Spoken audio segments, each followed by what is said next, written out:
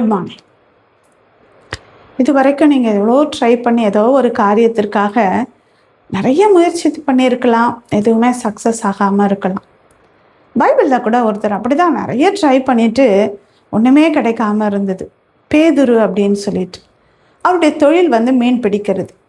அவர் night ஃபுல்லாக நிறைய பிரயாசப்பட்டு அவருக்கு தெரிந்த டெக்னிக் எல்லாவற்றிலும், ஏன்னா அவருடைய தொழில் அதுவாக இருந்ததுனால அவருக்கு வேண்டிய எல்லா டாக்டிக்ஸும் தெரியும். எங்கே வலை போட்டால் மீன் கிடைக்கும், எந்த நேரத்தில் போடணும், எப்படி போடணும், எல்லாம் தெரிஞ்சுது. அவருக்கு எந்த உத்தியெல்லாம் தெரியுமோ எல்லாத்தையும் அவர் யூஸ் பண்ணி பார்த்தாரு. ஒரு மீன் கூட கிடைக்கல. அவர் இனி அவ்வளவுதான் அப்படின்னு சொல்லிட்டு படகை விட்டு இறங்கி வலையெல்லாம் அலசி நம்ம எல்லாத்தையும் ஓரம் கட்டிடலாம் அப்படின்னு நினச்சிட்டு இருக்கும்போது ஏசாமி வர்றார். அதில் 2 படகு இருக்குது. அதில் ஒரு படகுல ஏசாமி ஏறுறாரு. அது பேதுருவனுடைய படகாக இருக்குது. ஆண்டவர் பேதுருவை பார்த்து சொல்கிறாரு, நீ இந்த படகு கொஞ்சம் உள்ள தள்ளு அப்படின்னு சொல்லிட்டு. அதே போல் அது கரையில் இருக்கிற படகை கொஞ்சம் உள்ள தள்ளின உடனே ஏசாமி அந்த படகு மேலே ஏறி உட்காந்து அவர் அங்கே இருக்கிற ஜனங்களுக்கெல்லாம் டீச் பண்ணார். டீச் பண்ணி முடிச்சுட்டு பேதுருவை பார்த்து சொல்கிறாரு, நீ இந்த படகை இன்னும் கொஞ்சம் ஆழத்தில் நீ தள்ளி அப்படின்னு. அவரும் என்ன பண்ணுறாரு, ஆழத்தில் தள்ளுறாரு. இப்போது பேதுருவை பார்த்து சொல்கிறாரு, இப்போ நீ வலையை போடு, மீன் பிடி அப்படின்னு. உடனே பேதுரு சொல்கிறாரு, ஏன் நாங்கள் நைட்டு முழுவதும் நாங்கள் என்ன பண்ணிட்டோம், எல்லாம் பிரயாசப்பட்டுட்டோம், ஒரு மீன் கூட கிடைக்கல. ஆனாலும் உங்கள் வார்த்தையின்படியே நான் என்ன பண்ணுறேன், வலையை போடுறேன் அப்படின்னு சொல்லிட்டு வலையை போட்டார்.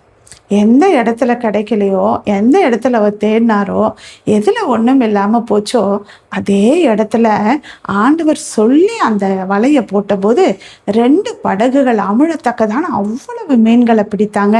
அங்கே இருக்கிறவங்க எல்லாம் ஆச்சரியப்பட்டு போனார்கள். இன்றைக்கி நீங்கள் கூட உங்களுடைய டேலண்ட்டு, இல்லை பணம், இல்லை சிபாரிசு, உங்களுக்கு எதெல்லாம் தெரிஞ்சதோ அதெல்லாம் நீங்கள் ஏதோ ஒரு காரியத்தில் யூஸ் பண்ணியிருக்கலாம். எதுவுமே நடக்காமல் இருக்கலாம். இன்றைக்கி ஆண்டவருடைய வார்த்தையின்படி நீங்கள் கீழ்ப்படிந்து பாருங்களேன். ஒருவேளை அது உங்களுக்கு பிடிக்காததாக இருக்கும், அந்த வேலை உங்களுக்கு பிடிக்காததாக இருக்கும், இல்லை அந்த தொழில் பிடிக்காததாக இருக்கும், படிப்பு பிடிக்காததாக இருக்கலாம், வாழ்க்கை பிடிக்காததாக இருக்கலாம், இல்லை நீங்கள் ஒரு பாஸ்கிட்ட வேலை பண்ணுறீங்க, அந்த பாஸ் உங்களுக்கு பிடிக்காதவராக இருக்கலாம், ஏதோ ஒரு பிடிக்காத ஒரு சூழ்நிலையாக இருக்கலாம். ஆனால் ஆண்டவர் சொல்லுகிற பொழுது அந்த இடத்துல ஆண்டவருடைய வார்த்தைக்கு நீங்கள் கீழ்ப்படிந்து போனீங்க அப்படின்னா, எந்த இடம் வெறுமை, எது உங்களுக்கு பிடிக்கலையோ அதே இடத்துல 2 படகு அமிழத்தக்கதாக அவங்க மீன் பிடிச்சது போல நீங்களும் இரட்டத்தனையான ஆசீர்வாதம், இரட்டத்தனையான ப்ரொமோஷன்ஸு எல்லாவற்றையும் நீங்கள் பெற்றுக்கொள்ள முடியும்.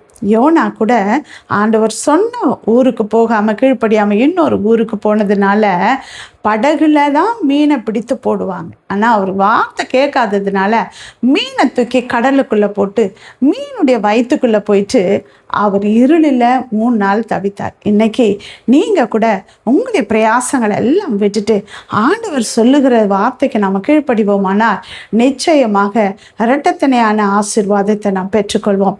Have a nice day. Jesus loves you.